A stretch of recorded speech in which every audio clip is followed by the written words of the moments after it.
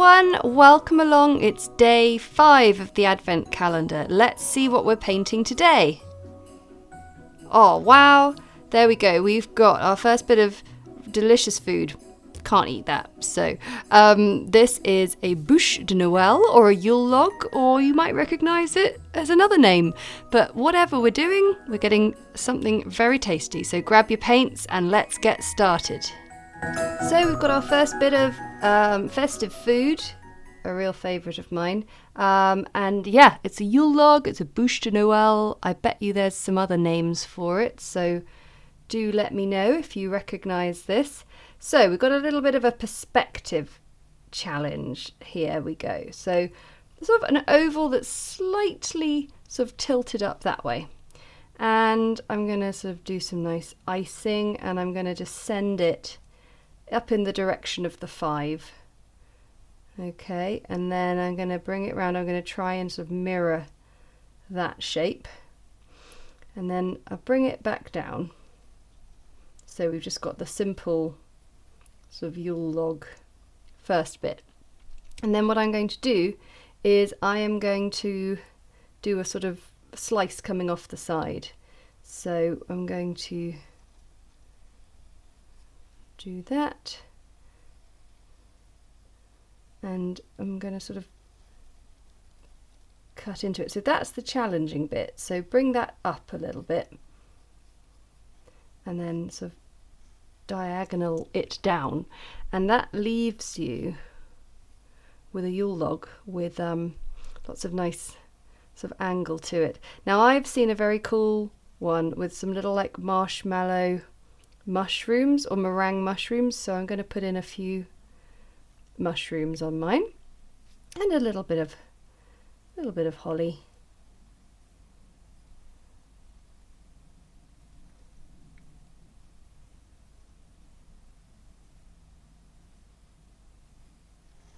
So for holly leaves, if you start with a line up the middle and then do it one side, poke, poke, poke, and up, and then come all the way back down. Sometimes I do 3 and 2, sometimes I do them equally. It's all good. And we'll do some berries and another little taller toadstool.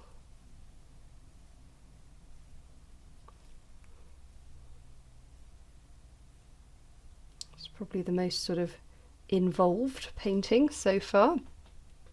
I think that looks rather fun. Maybe a few cranberries sort of knocking around for colour. Okay, that's the drawing. So remember, if you're not keen on drawing, you can just pause the video, do a screen grab and use that as your traceable. But we're moving on. So just lightly knock that back, and we're going to need lots of nice chocolatey colours. So let's get our burnt sienna. So that's a great sort of nice sort of light colour. We'll get yellow ochre, which is more of a caramel tone, isn't it? So it might not be quite right, but maybe if I put a bit of burnt sienna in, we can get it just a little bit more chocolatey. That's quite good. And then I want some sort of richer chocolate colour, so I can create a brown and maybe pop in some of that. And then last but not least, some deeper, cooler brown by just adding a little bit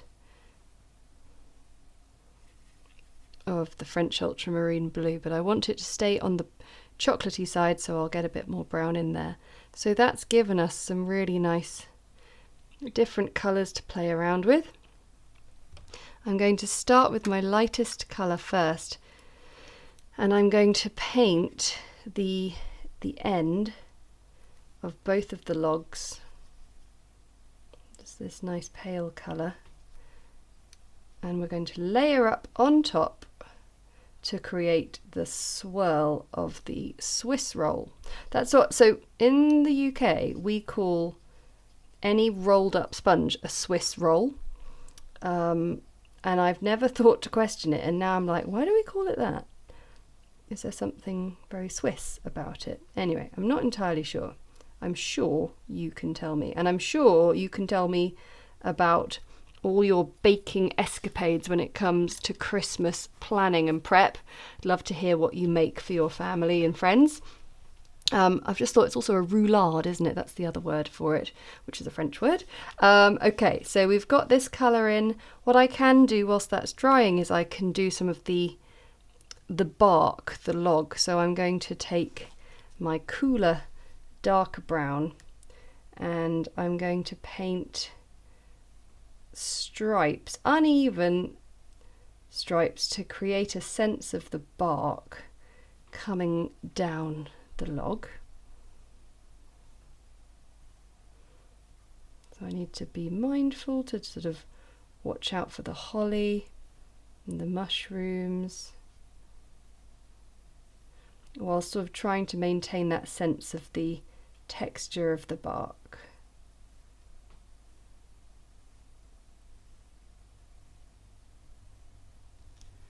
So I've done the stripes, and now what I'm doing is I'm just sort of curling them over a little bit when we get to the end of the roll.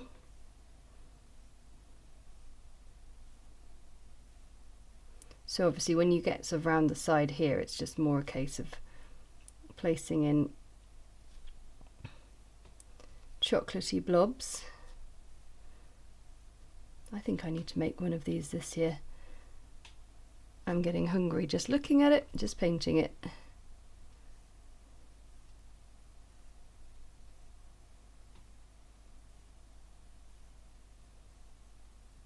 So just be careful not to paint on anything you shouldn't. And then this one here, same again.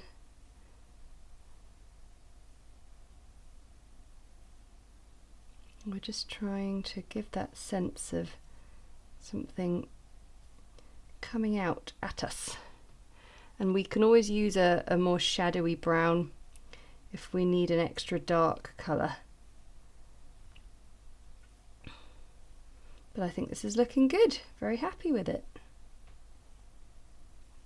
We've now got the roulade swirl, so I'm going to take this, this was just pure burnt sienna, this one. And I am going to start sort of quite thin and then thicken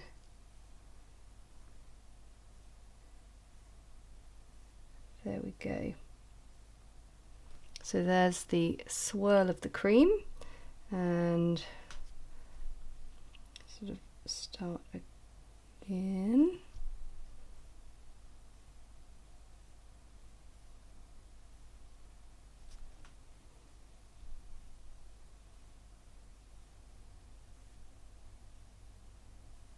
That's looking nice.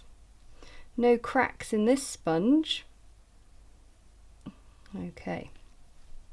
Oh, I'm really pleased with this. I'm enjoying this. Right, so we've now got bits and pieces. Mushrooms, fun to do a little cute toadstool, I think. Or a fly agaric, if we're being technical. That's the red spotty mushrooms, you know the ones. So I like to just mix in a bit of Alizarin crimson with my pure red, cadmium red, just to make it a bit more rich. And they're only small, so the best thing to do is actually sort of paint the white circles in immediately, and you'll soon find it fills up very fast.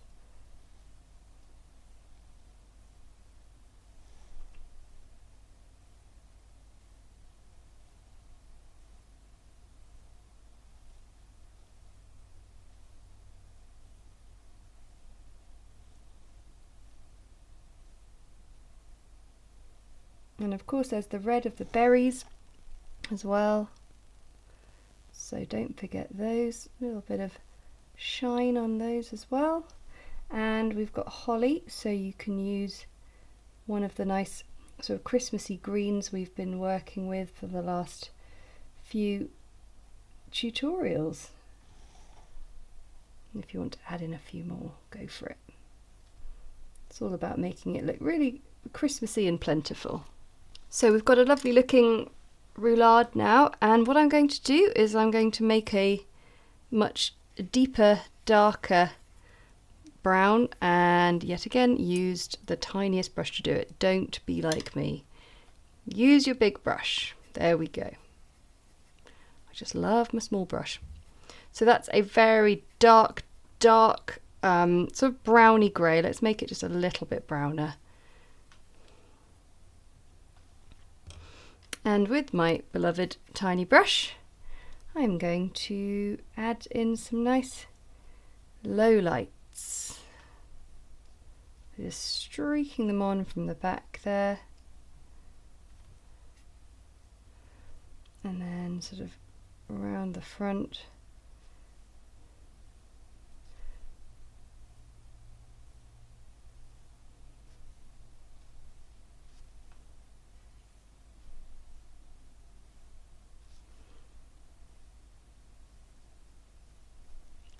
It's really helpful to sort of help you show the different angles,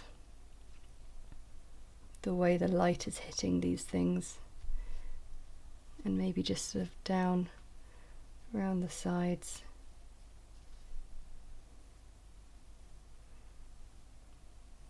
And that's what I find with watercolour, is it's all about these last little bits. We talk about the ugly stages with paintings, and I mean, I think it's a little bit cruel to yourself to call something you're creating ugly, but I sort of know what you mean, that you just sort of, there are bits where you're like, oh, I've just got to hang on in there and hope this works.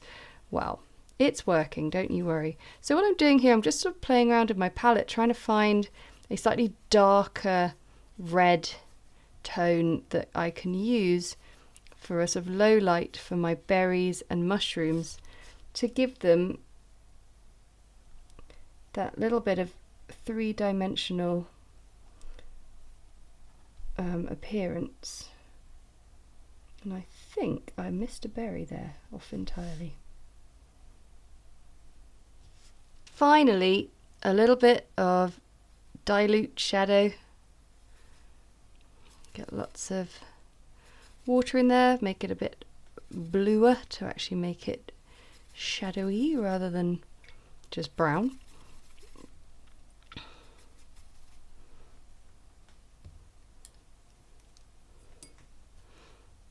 And check your brushes are clean, everybody. Okay, so I just thought a little bit of shadow down the side of the mushroom stalk would be good.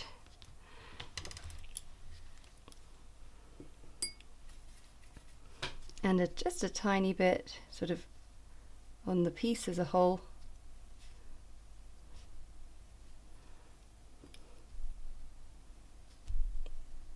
Is always a good idea.